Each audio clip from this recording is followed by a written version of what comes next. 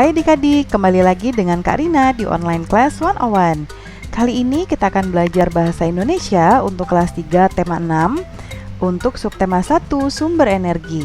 Di pembelajaran 2 kali ini kita akan belajar menyusun huruf kosakata sumber energi. Di buku adik-adik ini ada di halaman 14 sampai dengan 16 ya. Yuk kita buka bukunya. Dukung terus channel Kak Rina dengan subscribe, klik loncengnya, like, dan share ke teman-teman lainnya juga. Supaya bisa saling berkenalan, adik-adik boleh komentar asal ke sekolah dan dari kota mana di kolom komentar ya. Kita lihat dulu yuk tujuan pembelajarannya.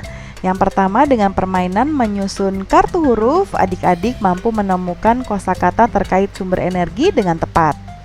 Yang kedua, dengan permainan menyusun kata, adik-adik mampu menyusun informasi terkait sumber energi menggunakan kalimat sendiri dengan tepat.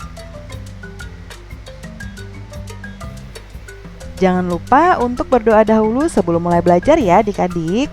Jaga kesehatan dan selalu ikuti anjuran Bapak dan Ibu guru serta orang tua di rumah. Yuk kita mulai adik-adik. Ini ada di halaman 14 ya. Kita baca dulu ya. Selesai senam, Siti dan teman-teman kembali ke kelas. Mereka segera minum dan istirahat sejenak. Tidak lama kemudian, Siti dan teman-teman sudah segar kembali. Pak Guru mengajak mereka bermain menyusun huruf. Huruf disusun berbentuk kata. Kosakatanya berhubungan dengan sumber energi. Setelah kata terbentuk, mereka pun membuat kalimat. Ayo susun huruf-huruf berikut menjadi kata. Ada contohnya di sini ya. Ini ada huruf H, A, A, M, I, T, R, A. Ya, nah cara atau tips untuk menyusun huruf acak ya adik-adik, kita bisa membacanya secara acak. Lalu kita pikirkan kira-kira ini seperti kata apa ya gitu. Contohnya ini, kita baca dulu semuanya. Hamitra. Ya. Lalu kita acak. Hamirat. Ya, bisa kebalik juga ya adik-adik ya. Nah, kemudian ini terdengarnya seperti matahari ya, karena hurufnya ada M, ada T, ada H, ada R, ada I, dan ada A ya, matahari ya. Kemudian berikutnya ini, kalau kita baca ini adalah genre ya, genre, enri, ng, energi ya adik-adik ya. Kita tulis ya. Ini jawabannya energi. Sebentar ya. Oke. Ini jawabannya energi.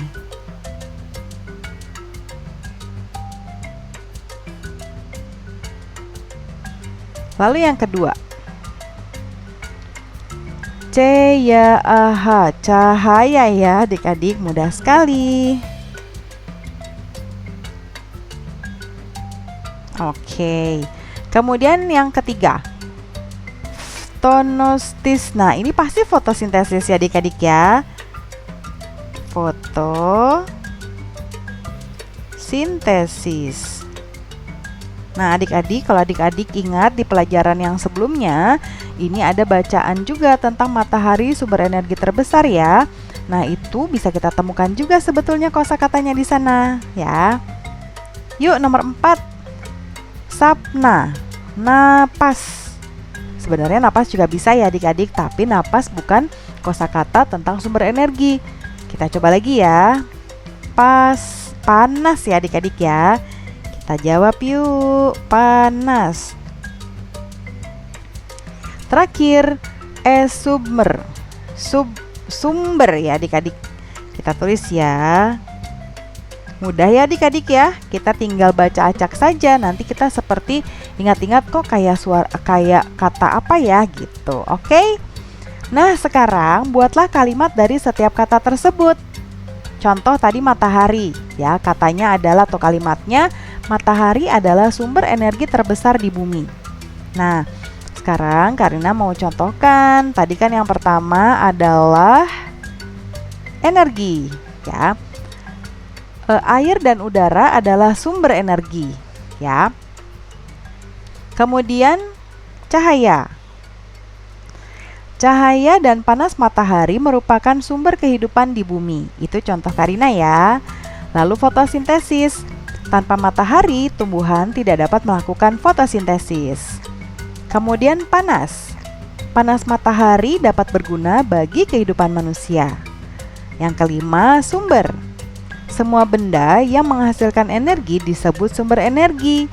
Nah, Karina sudah buatkan contohnya ya adik-adik. Silakan adik-adik buatkan contoh kalimatnya sesuai dengan kata yang adik-adik bisa temukan. Oke?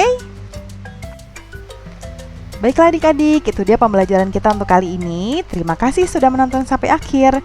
Jangan lupa subscribe, klik loncengnya, like dan share ke teman-teman lain. Sampai jumpa di video berikutnya adik-adik. Dadah!